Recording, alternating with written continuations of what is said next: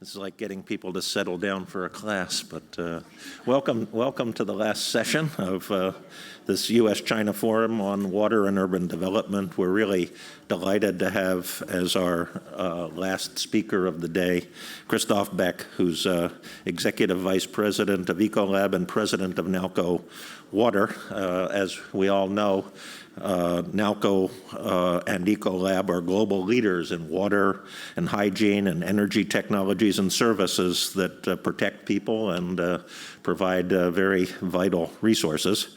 In his current role, Christoph leads Nalco Water, Ecolab's water and process services business, which is a global leader in industrial water treatment. His extensive biography is here, and I'll let you study it at your leisure. I will point out that Christoph holds a degree in engineering from the Swiss Federal Institute of Technology, that is the EPFL in Lausanne, and serves on that institution's strategic advisory board. We're very happy to have you here today, Christoph, and I'll turn the podium over to you.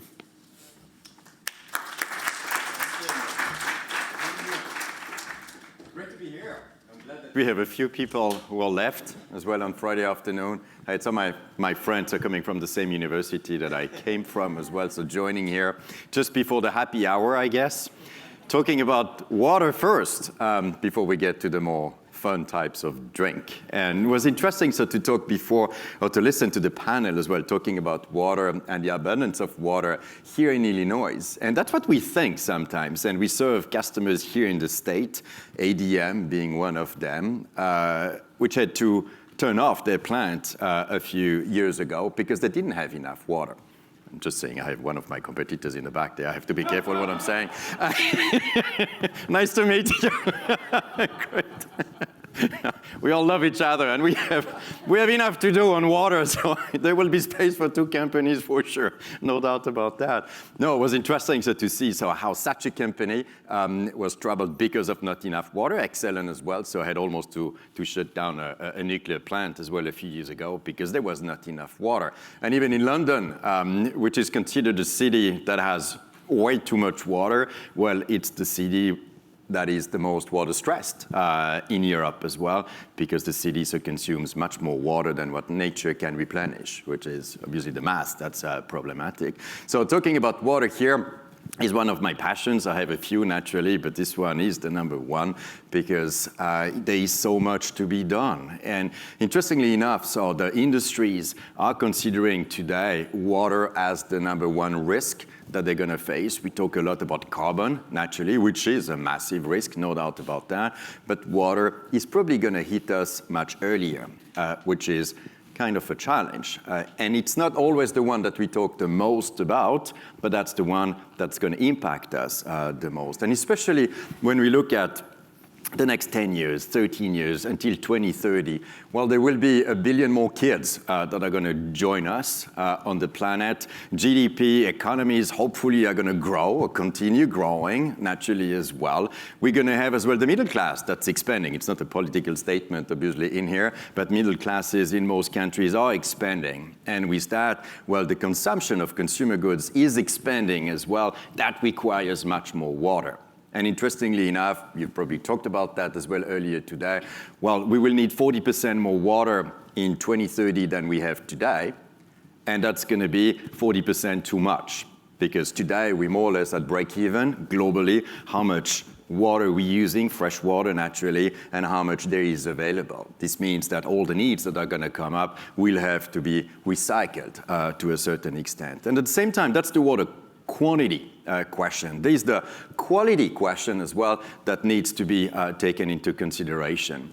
When we think about food safety, water is a major driver to keep food safe, or not in some places around the world. But at the same time as well, think about, I'll come back to that as well in a second, it can be infection prevention. When we think about Legionella, you've maybe heard about those issues. We had one in Minnesota just this week, actually, that killed someone, and that's a water quality issue as well. So there's a quantity question, and there's a quality issue that we need to address. And that's why, as a company, Ecolab, we've really focused all our resources on what we believe is important for society and for us, naturally, which is protecting people and what's vital to life. That's our mission as a company, and you mentioned it as well early on. And that's how we ended up today with 27,000 people that are serving 1.3 million customers around the world in 172 countries. Helping those customers, being restaurants, nuclear plants, steel mills, paper mills, whatever, in industries, help them produce safe food, clean water, abundant energy, and healthy environment. And that's what we do as a company. Our reach is really broad, and we try to expand it as much as we can. And that's why what we do or don't do has an impact on how industries are operating ultimately. We touch 27% of the world food production, 42% of the milk that's being produced as well, so from the farm to the dairies to distribution, naturally as well afterwards, 45% of the oil and gas that's produced around the world, and 22% of the world's power that's being generated. But everything is centered around water at the end. Everything we touch is related to water one way or another, quantity or quality, and that's why all our research, all our innovation in the company is focused on what we call mastering water. We measure as well how much we help our customers save or preserve water, because it's a question of recycling, of reusing, and we'll come back to that as well in a second. And we measure that in real time through Internet of Things, and I'll share a little bit what we do and what could happen as well in the future. Well, every 6 seconds around the world, how much water are we saving? And in 2016 alone, we will be close to 150 billion gallons of water that we will have helped our customers save or preserve in an annual basis. And the commitment that we've made is to say by 2030, we want to help industries save or preserve 300 billion gallons of water, which is the annual drinking need of roughly 1 billion people. We know it's not always at the right place, naturally, but that's a first step, and it provides some perspective, naturally. So for all the cynics, and I was with a few yesterday, and sometimes with investors as well, saying, well, you guys are tree huggers, you're trying to save the world, preserve natural resources, you can't make a bunch of money with that. Well, that's the good news. We've made a bunch of money with it as well. I joined the company 9 years ago. We were a 4 billion company. We're a 14 billion company today. We have a P ratio of over 30. And we've had Bill Gates become the richest man on earth as well. And we are his second largest investment, so after Microsoft as well. So talking about sustainability and doing the right things, well, you can do it in a way where you make money as well that you can reinvest in your company. And the other good news, as I will share with you as well, is that our customers are the biggest beneficiaries of that process. And we serve any industries around the world, as mentioned before, so being oil platforms to hospitals to McDonald's as well, so to take the smallest one. And if we look at going forward, well, the challenges are just going to get bigger. We're going to be more people, as mentioned before. We're going to eat as well differently. The economy is going to grow. And interestingly enough, the water consumption is related as well to the energy we will be consuming and the food that we will be consuming. So this FEW, or Food, Energy, Water Nexus, which I thought is an interesting concept to look at things because they are all related. And today, that's not the way we look at innovation. That's not the way we run infrastructure. That's not the way policies are being defined either. We look at water, we look at energy, we look at food. And you have the FDA, and you have the Department of Energy, and you have the Department of Agriculture. And that's the way institutions are run, and most companies as well at the same time, which is problematic when we look at that. So we will need 35% more food by 2030, 50% more energy, and 40% more water. And the truth is, well, we need water to produce food.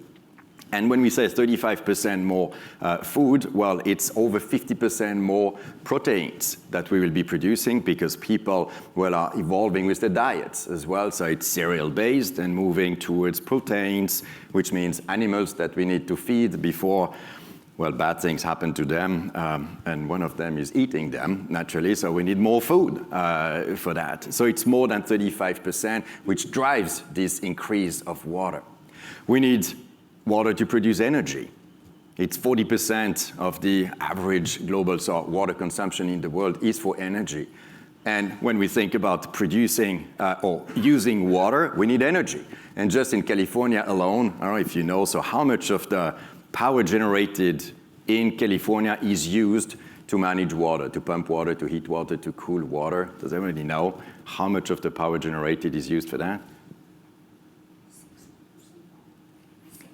60, well, that'd be a little bit on the high side, but it's 20%, which is a lot. So we see that water, well, is needed to produce energy. Energy is required to master water. We need water to produce food. So those three things are combined together. And I think that in the future, we'll have to run our institutions in a more integrated fashion, and innovation as well. When we talk about carbon footprint as well, and that's true in the US, like it's true in Europe, or we look at the COP21, where we talk about carbon without talking about water.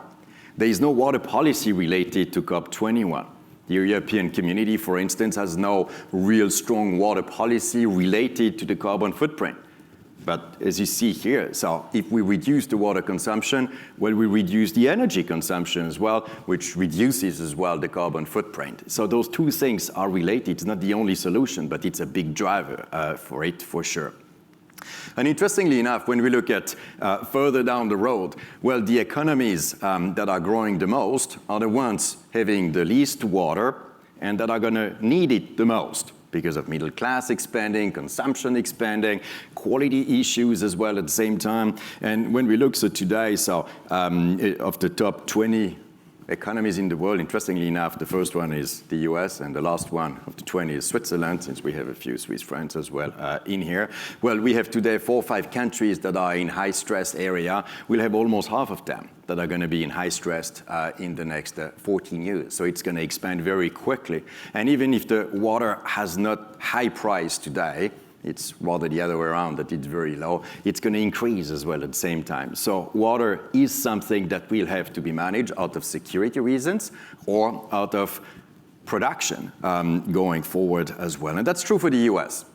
As mentioned, so when we see Illinois and we think, well, we have enough water, well, that's not exactly the case. And 36 states in the US are already considered as water stressed, with some more, obviously, Nevada being one, California being a significant one. When California is talking about drought, well, I don't think it's a drought. It's an issue that's structural, that they have, that's just going to get worse going forward. El Niño has helped a little bit over the past 12 months. It's not solving the longer-term problem that we have in here. So it's going to become a bigger issue for a country like the US. And there was this big Flint story that happened. When was that? A year ago, not even. And interestingly enough, I had the chance to be at the White House in March for World Water Day on March 22nd, and talking with policy experts on how do we see the future infrastructure in the US around water. And I was really shocked that it was really seen in an old-fashioned way. It was really thinking like if we were to rebuild the old telephony network, you know, with the old phones that we don't even have at home anymore, when everyone is using cell phones. And it was really so, looking at the plan, which is an $800 billion plan that the country is having, it's to rebuild exactly what we had in the past. Well, I don't think that water will be managed that way going forward. If we need 40% more water than what's available today, well, it's not the old infrastructure that's going to help us solve that. Like in California, for instance, we need to rethink it completely differently around how to recycle water everywhere we use it, and I'll come back to that in a second. And since we have some Chinese friends as well here, so I have the chance to spend a lot of time in this country that is highly water stressed, to say the least. It's 20% of the world population, it's 7% of the freshwater reserves. And if you look at the quality question as well in here, so 19% of the rivers or 35% of the lakes are not usable for agriculture. So just imagine for drinking purposes, well, you can forget that as well. So not enough water, and the water that's there for the great part, well, is not usable directly. So I think that what happened in China with the Water 10 plan, and some of you are probably familiar with it, I was impressed when I was last year. Actually, we were discussing about Matthew, so with Secretary Pritzker, we had a small group of people.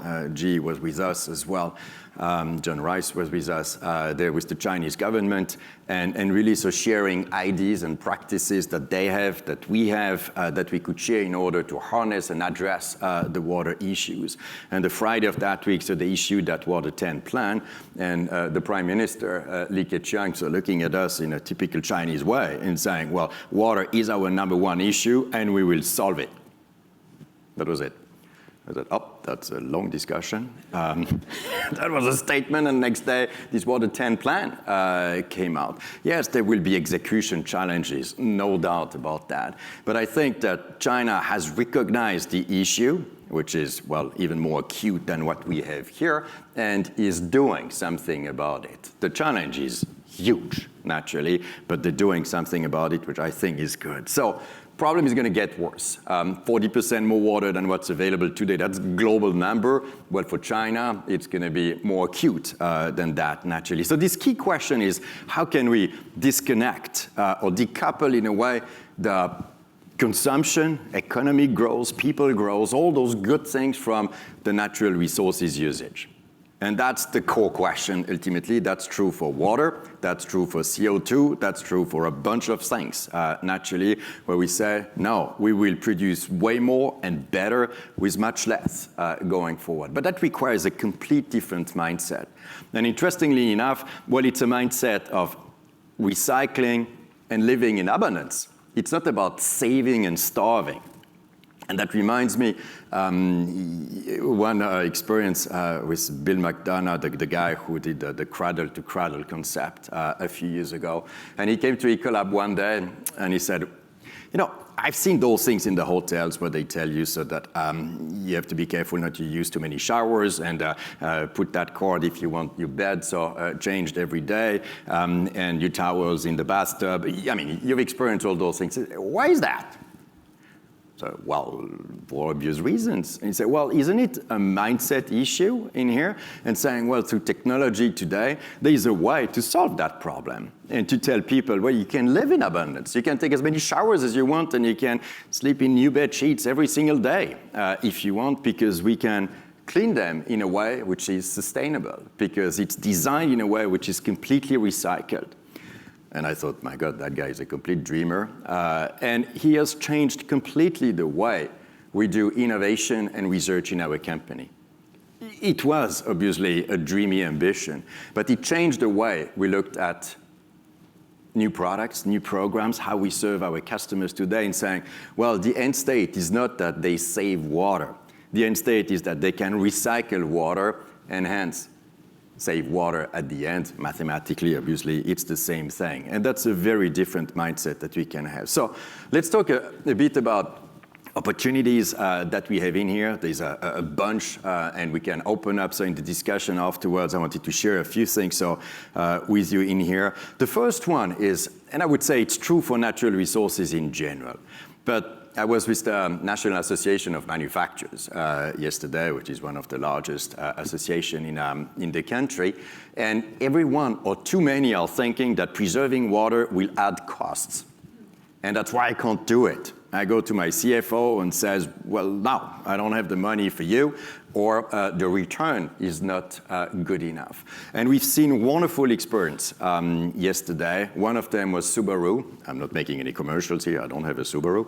But I don't know if you're familiar with the plant, which is in Indiana, not too far away from here. They are 100% recycling the products that they would have been wasted in the past. And they've done it from the very beginning. They're shipping back packaging materials to Japan 24 times back and forth. And they said, well, the first 4 or 5 times, it's not with a high return.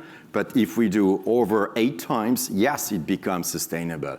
And the way they look at things has been so very mind-boggling. For me, as a great example, I'm just sharing this one because I heard it so yesterday, and we work so closely with them as well in here. Because that question is, well, water usually, back to water here, for a total cost of an operation, being a car manufacturing or being producing an ice cream, whatever that is, well, the water component is a small one compared to how much energy you need, how much waste you create, rework and all those things, and how much labor you need as well. But the very interesting thing that we've proven over and over again in partnership with our customers is that if we reduce the water consumed, we reduce as well the energy that's being consumed. Because you don't discharge any cold water or hot water so down the drain, well, you reuse that energy as well, you reduce your waste, and you reduce as well the labor that's being used. And that's why the total pie, said in easy terms, naturally, well, is being reduced. And the total cost of operation to produce a car or a megawatt of energy or whatever, so goes down, which is the whole concept that we're using behind what we call eROI, which is our metric in the company. It's really so how much water in dollars or in euro, whatever, so you've saved, how much energy, how much waste, how much labor cost, divided by the investment that whoever works with us is making. And that number needs to be higher than 100%. So anything you spend or invest in our relationship comes back because you've reduced your usage of natural resources, which is a complete sustainable concept as such there, because you become better by using less natural resources, which is, in the end, so what we're all trying to accomplish. And that's why that's become really so our metric in the company, how we live internally. Innovation project, for instance, we say, well, what's the ROI of that specific innovation? That new chemistry, that new program, that new technology, that new system, whatever. What's the ROI that it's going to bring to whatever plant that you might be serving as well in here? The second thing is this question of the value of water. And that's a very tricky topic. I had the chance to talk about that. So a few years ago was in London with a few industrial partners over there. And one of them came to me and said, well, you can't say that. You can't say that the price of water should be higher. That's against the interest of your customers, ultimately. There was a big brewers. Say, well, but I'm not asking that the prices need to go up. They're going to go up. It's a fact. It's not asking that prices are going to go up. If you look at the prices of water here per cubic meter, I don't know how familiar you are with that. You look at Mumbai, at 28 cents, and you look at Amsterdam, $3.42. You say, well, is that completely logical, that thing there? Well, if it's related to quantity and quality and needs and infrastructure, well, there's a complete disconnect between those two that needs to be addressed. And some have made as well some assumptions saying, if the prices go towards what the real price should be, considering everything that's being done or should be done in the future, what could be the impact on business? And those are those numbers like in California, where there could be an impact of up to 37% on your own sales. And that's what we've experienced during the drought 18 months or 2 years ago in California. So it's real. It's not something that is just idealistic as such. So what we've done, we've built this, I don't know if anyone of you has seen that, what we call the water risk monetizer. We've worked with TrueCost in London, a great company, trying to put real value behind natural resources. We worked with the World Wildlife Fund as well, with industrial partners well like Unilever, and to say, well, what could be the model that we could use in order to understand what's the real value, the real price of water, if we were to consider supply, demand, infrastructure, depreciation, labor, anything. And that's how we've built the water risk monetizer. Now we are building the next generation together with our friends at Microsoft, where it's really so trying to understand, you can plug any place around the world, GPS or an address, and you know the dark part is how much you pay to the utilities, to a friend from Chicago just before, for instance, and the light part is what would be the right price that you should be paying. And it's not pretending that that's going to happen immediately or that subsidies are not going to happen in between. That will happen. But it's to have, as a company, an idea, well, what should be the real price of water and how does it evolve over the years? And you can see here, so for 5 years for, I think it's a brewing company that I have in here, but we've done that. So for many global corporations to have an idea, well, what's the true water risk that you have? And some of them, Microsoft being one of them, by the way, but Nestle does it as well, so has a shadow price of water in their P&L. And that means that the businesses, well, need to consider the risk-adjusted price of water in the decisions and in the investment decisions as well, which is a very forward-looking way at addressing water issues. The next one is, and please stop me if there is any question. We'll discuss obviously afterwards. But going through a few thoughts here, so to feed that discussion. As mentioned before, so today water is used as a consumer good. And it was interesting, the discussion even before. So it's taking water, it's processing water, and it's dumping water. Well, that's what we do in most countries around the world. I think I mentioned I was in India last week. These big plans of cleaning up the Ganges River. Well, that's going to be taking a little bit more years probably than what Prime Minister Modi is planning in terms of timing in here. But it's mostly related to that. It's really taking water, processing it, and dumping it. There's a few other religious elements as well that do not help in that special case as well in here. But it's saying, well, is that the right way to look at water, or is there a different way? And the way we do it, and we're not the only one, our friends at GE apply as well, those approaches saying, well, not everyone is in the same place, but it's to say, ultimately, you want to recycle water. Whatever comes out of the plant, you reuse it. That seems very easy to say it that way. To make it work is a little bit harder, naturally. But we try to get plants around the world to think differently. And for us, reducing is that any plant can be seen in a way where you treat the water coming in, you process it, and then afterwards you have what we do not call wastewater anymore. We call it post-treatment to eliminate that concept of waste. And we have utilities of cooling and boiling. And that's true for any industry in a way. It's to say, well, how can we help them reduce their water usage within one part of their operation? And then we go the next one is to say, well, can you use the cleaning water of your ice cream production line and you use it in your cooling system? Or something that's coming from the wastewater, or post-treatment, you reuse it in your boiling system.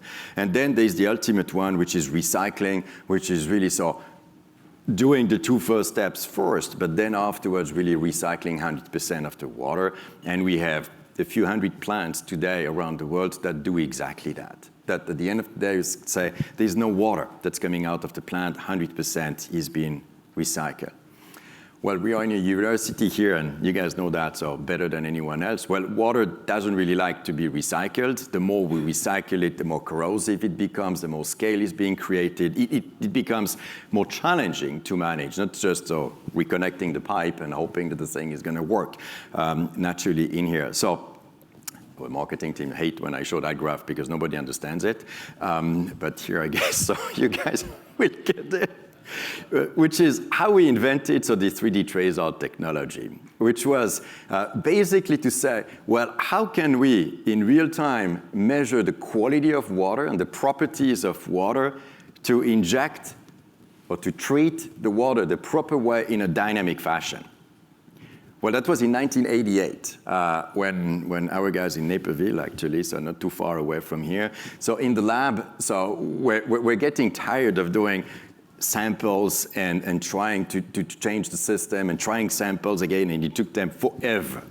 So they came with that idea of putting trace materials in the chemistry that we can read through fluorescent lights from the outside of the pipe and ultimately record all that information, and then decide what kind of chemistry, what kind of ingredients need to be put in the water system in order to make sure that that system remains at the high quality level that it should be in order to be recycled as many times as you can. So that was a great invention for us. But what was today even more interesting is that, well, we have 36,000 water systems today that are monitored that way, where we know exactly how the water is being managed, what's the quality, is the system operating as it should, and we're collecting 27 billion data points every year like that today, and that's how we ended up in Internet of Things without naming it that way, so many years ago. And we worked together with Microsoft for the future generation, where we can truly take all that information. We can not only monitor those systems and make sure that they work properly well, but we can learn from each other. And we're finding amazing patterns as well in here, and there were a few very interesting comments before when we add physics as well to that kind of information. So, well, within that plant, how do I compare to other plants in my own company or in my country or within the industry or across the industry? Well, today we can do that. We can say that car manufacturing plant, that's the way you operate and how you manage water. Well, how does it look like compared to within Toyota or Toyota and Subaru or whatever, without saying names, naturally, but it gives what's the direction and what kind of best practice you can use as well in between in order to get there. I thought that in China as well, there's an interesting idea of those industrial parks. Seems like an obvious things like that, but one of them, one of the large one in Kaofeidian is in Tianjin, where the big explosion happened some time ago, and saying, well, we need to regroup chemical industries together. And how can we manage water as one whole, ultimately, in order to recycle 100% of that water? Singapore is thinking something similar as well, and India as well. It's something that, to a certain extent, Germany has done so many years ago. I don't think that we have that enough around the world, and we can learn as well from those experiences and use them elsewhere as well around the world. Another one is what I mentioned before with Legionella, which is related to water quality. This one, I don't know how familiar you are with the Legionella disease. So it's coming, it's bacteria being grown in warm or hot water and then sprayed through a cooling tower or a shower, a fountain or whatever in any location. And we had this experience this week, as I mentioned earlier, in Minnesota, which was on the news for 5 weeks, people being infected by Legionella. 23 ended up in hospital, 1 died, and we didn't know where it was coming from. And the Department of Health finally found the source of a cooling tower in a juice factory in Hopkins, in Minnesota, and then could shut it down and stop the pandemic over there. And that's happening every month in the country, where it was in New York 18 months ago, where 12 people died in the Bronx because of Legionella. And interestingly enough here, there are ways to predict that that's going to come. So with big data brought to the cloud, with understanding the patterns, well, we get in a position now to see where it could happen. And we've worked, for instance, here with hotel chains. That was an interesting one. That's 5,000 hotels around the world, and saying, well, is there a way I can predict where that could happen? Where do I have risks? And we could tell them, yes, those are the 100 properties where you have a risk over there, and something needs to be done in order to reduce the risk. And really making sure that today, well, if you go in one of those properties, you might get sick with something else, but not with that, depending on what you eat. And that's been an interesting, as well, byproduct of the whole big data and Internet of Things that we've been driving. And ultimately, that's been driven by an interesting customer a few years ago, saying we have a few hundred plants around the world. It's a consumer good company, and saying, we're talking to them, and they said, well, we've been helping them to reduce their water usage by 40% over the last 4 years, I think, since 2012 or something. And we had the plan to go for 60%. And the guy looks at me and says, you don't get it. That's not what I need. I want to be 100% by 2030. I want to be water positive. They had this concept of saying we will recycle 100% of our water. And in the plants where communities are stressed, I want to be able to treat the water for the communities, and that's how the positive of the equation is coming out. And we've made that project with them that has become normal practice for us then afterwards to say, well, we've taken, they had 7 business units, doing very different things ultimately. We've done 7 pilots in each of them to really understand how does the process work. We had sensors everywhere. So we've done it in real-time sensing. And then afterwards, through machine learning and so algorithm as well, to understand how does it look like for the 300 plants that we have around the world with all the data that was available. And we could tell them at the end, well, there is a plan for water where you can get towards water positive. And guess what? The other good news is that you're going to save more money than what you've spent for it, which is, again, so sustainability meant in a good way where, well, it's good for the business and it's good for your company as well as the environment. So we have a problem coming up. We will need much more water that's existing on Earth. Yes, it's only 2.5% that's fresh water. By the way, just half of it is really accessible because some are, well, in ice caps and in places that you can't reach. There's the desalination, which is one of the solutions, but it's not going to be the solution. So we'll need to find ways to recycle water in a much better way going forward. And we had the discussion with Matthew earlier as well today. Well, we never look at those things in a holistic fashion. This water, food, energy, and within water, how do we look at one production system to really be able to offer solutions that recycle completely water? There's no water center for that around the world, and those are thoughts that we're trying as well to foster in many places around the world. So the good news, and I'd like to end on that note here and open up so for the discussion, is that, well, we need water to live naturally. We need to think as well that, well, we're using now as much water as what's available out there, thinking about our kids as well in the future, making sure that the systems that we put in place, well, will help them grow as well and eat and live the way they should. And the other dimension is that it makes financial sense for companies, for us as well, and for the environment. So doing it the right way, doing the right thing, well, is a good story for everyone. And that's why we are, and that's why I'm so passionate behind that topic. So that's it about water. Shall we open up a bit discussion, your comments, questions? If you'd like, you can have a seat. Oh. Seth. Seth and then Seth. Very nice. That's been talk. standardized. Yes. I know much more about Nalco than Ecolab, and it traditionally was a company that sold chemicals to provide a service. You know, I think you can very well align. I'd like a comment on, you know, if you basically are selling a quality of water, and then you and your customer align to basically reduce chemicals, reduce costs, improve efficiency. But there's a way to do this that you both benefit, and then there's a sustainability benefit. Yep.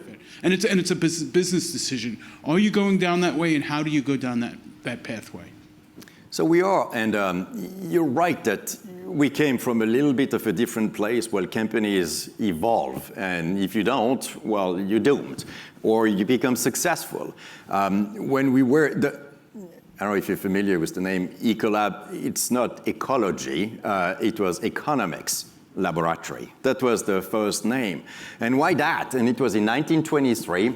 I'm not going to give you the whole story of the company, so don't worry about that. Well, there was a guy saying, well, how can I clean carpets in a hotel without shutting down the room in order for the hotel to keep operating? Well, he did that with dry products, which helped the hotel, well, use less water, less labor, create less waste, and reopen their room fairly quickly. And that was the whole idea of the company, hence Economics Laboratories. It changed in the 90s to Ecolab, basically.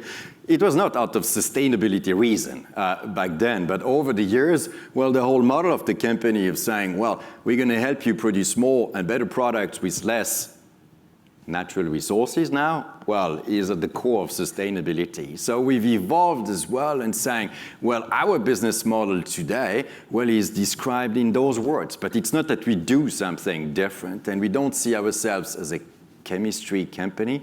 Chemistry is one of the many elements we use. If there is no chemistry, we're fine with it. If it's just technology, if it's just data and IoT, that's good too as well. So we're very agnostic. What's the solution to address ultimately the issues that our customers are having? But the model is always the same. Seth, darling. How many sets do we have in here?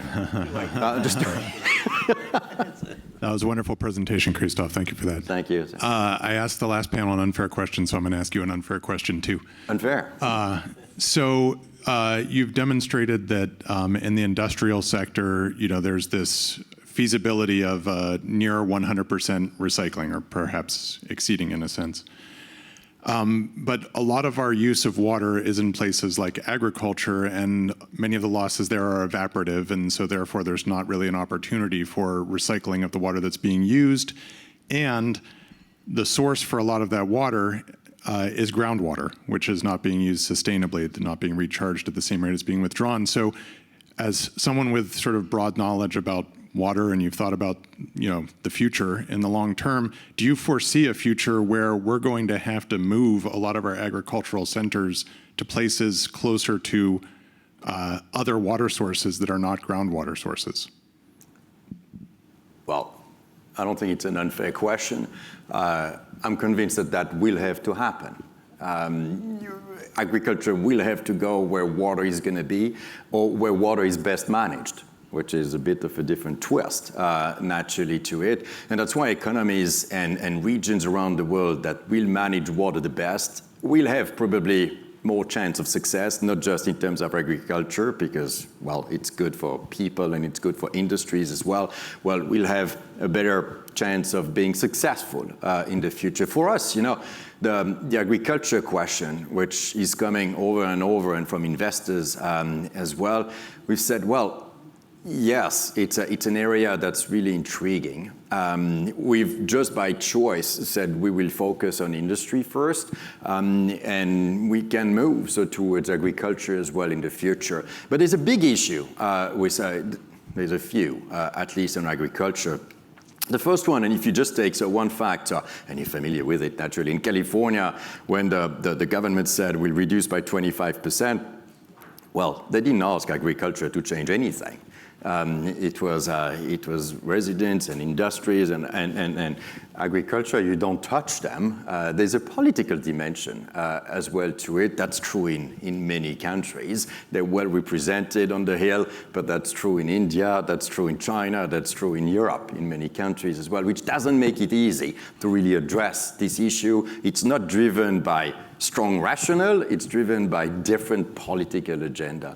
And just the last thing, I had a discussion with one of our friends at Microsoft the other day, where we are trying to develop futuristic idea a little bit together between India and the US, and they have now solutions to measure, like others, the soil humidity and quality, so anywhere around the country. So in India, that's a bit the idea.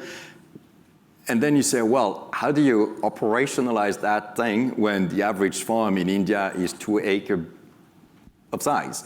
Well, those people are not interested in this machine learning and running agriculture in a different way. So driving that change over there will be massive. And in the US, you have the flipped problem in a way where they're very big, but the policies are not always aligned with it. So I could go on this one there, but it's even not our first priority because we've made just a choice. Christina, and then you two guys. Thank you for introducing the topic of the food, energy, and water nexus. I think it's very important. And what I enjoyed about it is that we started with a theme of this workshop, which was water and urban development. I think this really acknowledges the fact that urban and agricultural have to go hand in hand, otherwise urban people will have nothing to eat and no ecosystem services to live by, right? But going back to that discussion about the stovepiping and the fact that we don't respond well in integrating these things, is there anything industry can recommend our policymakers and our funding agencies in order to really bring about more integrative science, more holistic views, and how we can address? I think we have a lot of tools to do that. I think sometimes it's very hard to get the funding to do that because it's never anybody's field. This kind of middle of the problem is nobody's direct interest. Well, it's a great question, and a difficult topic. It's not easy to move that hurdle, and even Secretary Monitz from the DOE has been very strong behind it and made very little progress, unfortunately. So that's showing a little bit how hard that thing is. But the more we talk about it, the more we share it as well with policymakers, the more they start thinking, well, we need to look at things in a different way. And when you think about even the way communities or cities are charging for wastewater, that's true in the US, like it's close by here as well, where we had an interesting project, or in France. We've been helping customers as well, reducing the amount of water consumed. And since they had much less wastewater going to the wastewater plant of the city, well, they got a new tax to compensate for the lost revenue that they had at the city level. And so, what is that? So it's a company that did the right thing to really master water the right way, and at the end, well, you don't get any incentive for that. And I had the chance to discuss that at the European community as well, so a few months ago. It was a complete new topic for them. They didn't even think about it. So we are really so much at the beginning that we need to start with a dialogue and explaining how those things are connected. What I mentioned, so for the water policy in the US at the White House early this year, it was mind-boggling how we're looking at those things. So much backwards looking instead of forward looking and saying, well, the world is going to manage natural resources completely differently going forward. But I think real projects will help. You know, and I'll have to stop maybe here. We have our main center, so in Naperville, which is not too far away from here. And we have 1,200 people on that center. And we had declared last year to say, well, we will do a center here which is 100% recycling its water. And people were laughing at me and said, well, you're going to be the first one drinking the water coming out, since it's going to be bathroom water being retreated. And it's okay, thank you for that. So we went quite far in designing, because we have all the technology for that. Guess what? It's illegal. You can't do it. Sharing that in Washington or here, and say, why that? Because that's what nature is doing anyway. So you go to the DuPage River, and 3 miles later you pump it back and you distribute it back to the bill. That's allowed. But recycling it in a closed loop, you can't. We're so much at the beginning. But interestingly enough, when we see how much time we have ahead of us, well, things will have to change pretty quickly. And I'm not sure we have that much time than we think. So you're talking about working with companies to, sorry. No, it's you. Sorry, I'm trying to get Hal's attention. You're talking about companies to recycle 100% of the water that they've been using in the processes that they use for whatever they're doing. So that would relate to agricultural companies, ideally, or pharmaceutical companies, other chemical companies. And it seems to me that if the volume of water is reduced, then the toxicity of the waste that they do generate is going to be substantially increased. Does your company work with them at all in this process to help them treat the extreme toxicity? It's a great question. I tried to say it a bit nicely in saying, well, the more water doesn't like to be recycled. That's what I meant in the end. And it gets harder and harder, obviously, to deal with it. So that's where we focus our research, actually. And that's where it gets harder, obviously, to make sure that the waste that's been created is not toxic, is something we can manage, that we can destroy in a good way as well.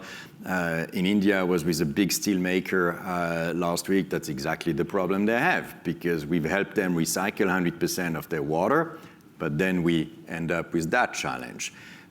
But that's opening up as well new research, new fields of research, new innovation, which in a way is a good thing. There's solutions for that. It's the good, bad news that there are not so many companies close to the 100% today, so it gives us some time to get towards that. But you're right, those are problems that are hard to solve.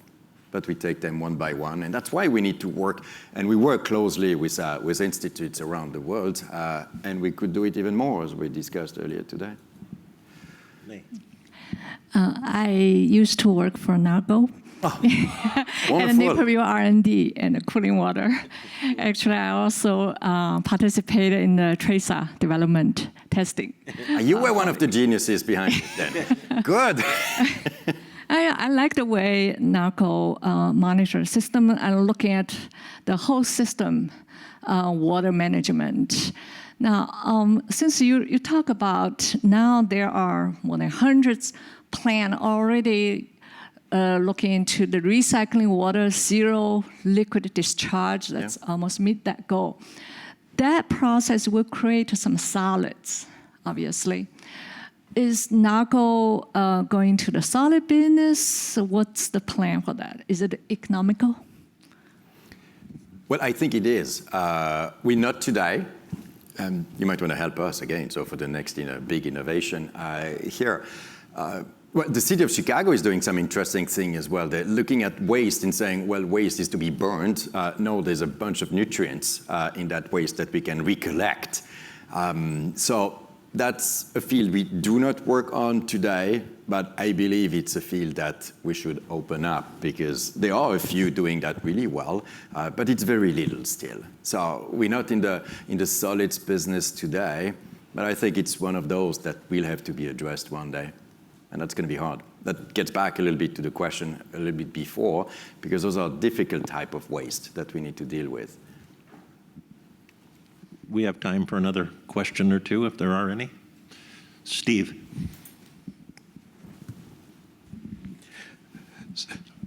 I think the education of the public is very important in this also, in that you look at Flint, there are stories of reconnected pipes, and the people don't want to drink the water because they've lost confidence. And so going to the high-tech aspect, I mean, there's, at the local point of use, the need for sensors so people can have faith in what they're consuming. In the agriculture, the same question.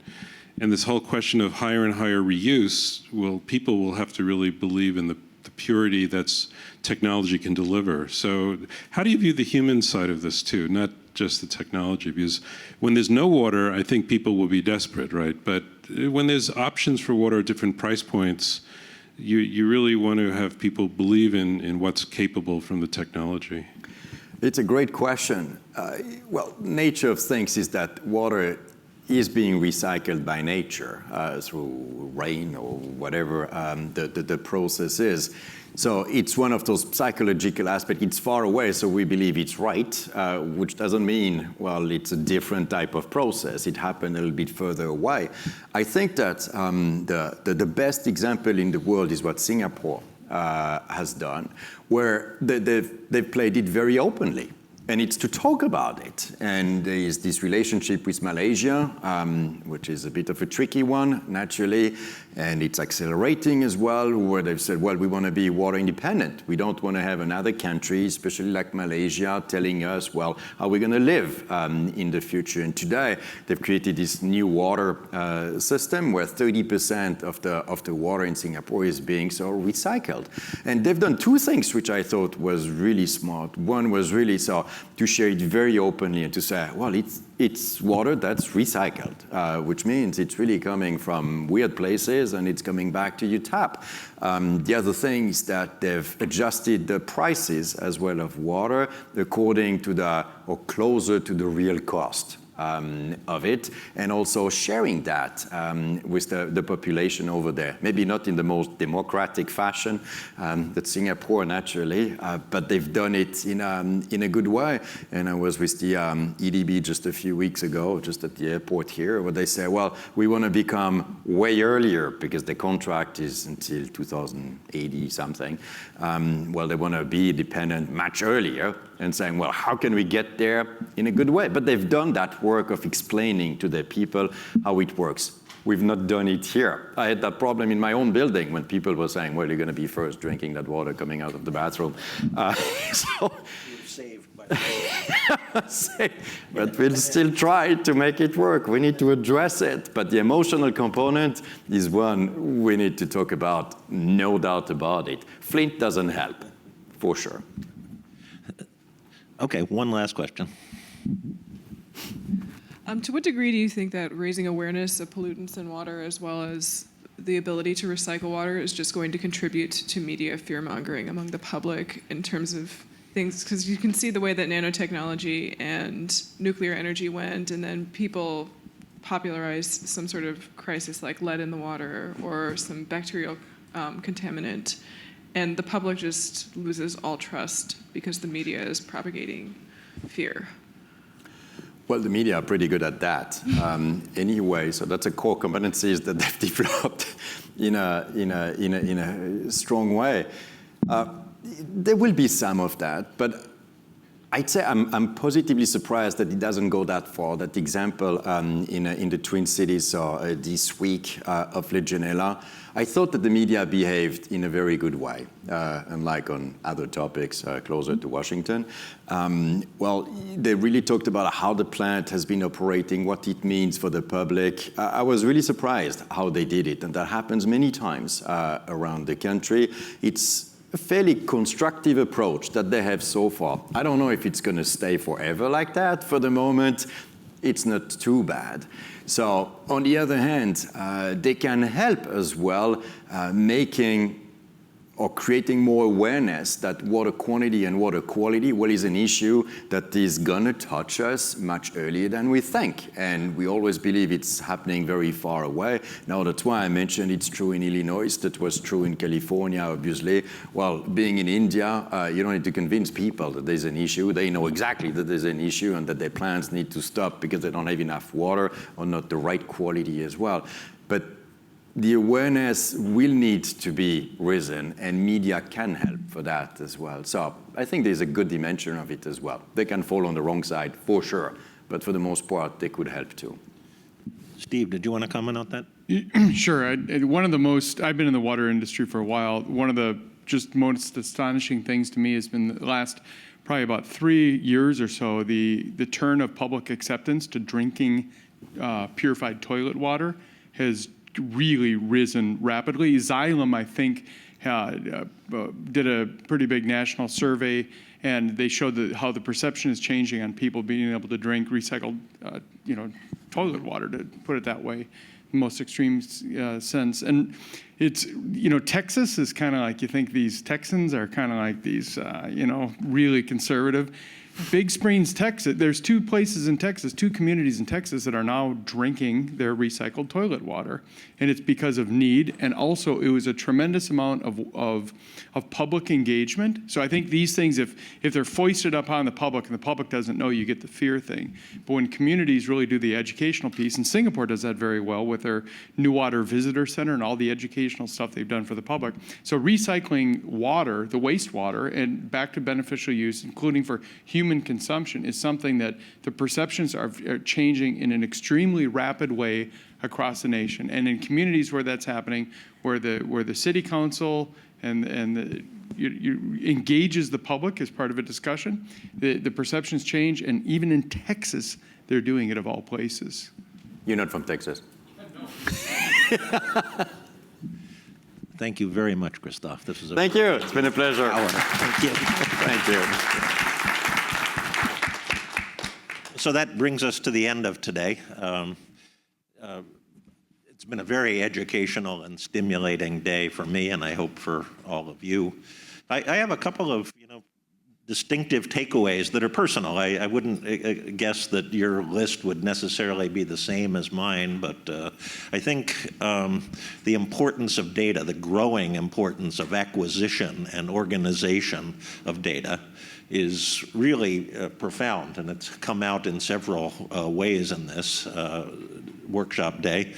A corollary to that is locality of the situation. Data has to be available to understand local conditions and then deployed in a smart way locally. Reuse and recycling has come up.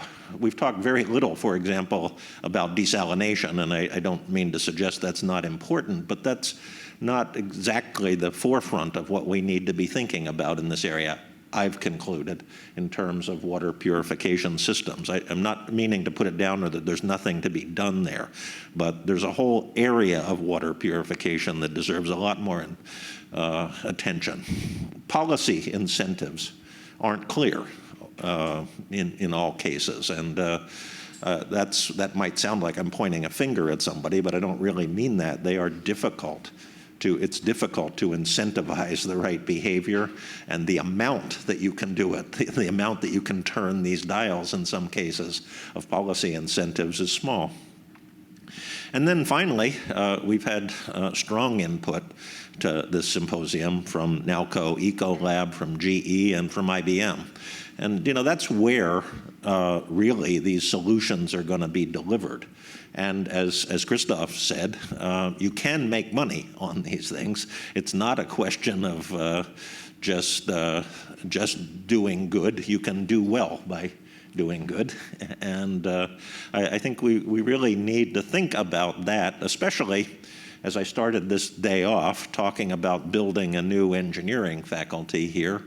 Our job is to try to translate these things into technologies. Of course, we're going to have to hand these technologies off to somebody at some point, either to startups or to big companies. But I really was impressed at the level of insight and delivery by the company representatives. So thank you again, first of all, to our staff, Rovana and Novia and Sharon, to Michael Kolma and the whole global engagement here, but particularly the US-China Forum. And now join us for a little refreshment.